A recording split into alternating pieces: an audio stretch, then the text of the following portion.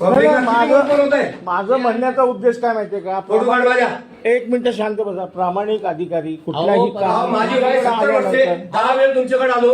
अहो ते आम्ही जर TS पाठवले ते यायला पाहिजे ना. जमत नाही. त्या अधिकाऱ्याला सांगा, लाव फोन त्याला. कुठला होता तोंडात शिवील मला.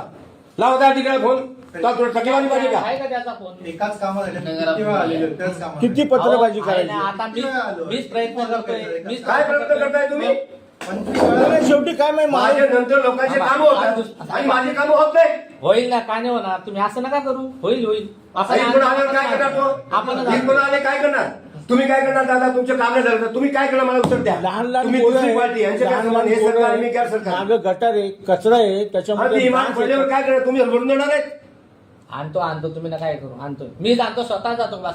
नाही, प्रश्न तो नाही हो. तू स्वतः जा, काही कर, त्यांच्याकडनं TS घेऊन ये. बघ इथं कपडे काढता येते. किती पैसे पाहिजे सांगा ना अधिकारीला. कारवाई करा. हे काय चेटी बद्दल सगळं घे. आणि घड्याळ MGP ला पत्र पैसे पाहिजे तुला? कुठल्या अधिकाऱ्याला पैसे? सतीश तो कुठला अधिकारी बोलव माझ्या समोर. तुमच्या चीफ ऑफिसर बोला. जातो चीफ ऑफिसर. चल मी असंच जातो त्या चीफ ऑफिसर.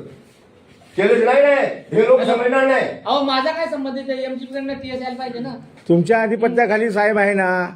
सतीश माझा काय संबंध बोलून तुम्ही आपली बाजू मांडू नका. तुम्ही आहे ना तुमची जबाबदारी. सांगितलं ना तुम्हाला. आम्ही एवढं मूर्ख नाहीये. तू खात नाही, अन्न खातोय. 3 महिन्यापासून मी तुमच्या मागे लागलोय. लोकांची कामं होत आहेत. आम्ही आणतोय ना TS. सांगितलं ना त्याला, सतीशला स्वतः जा. वरचा अधिकारी देत नाही ना.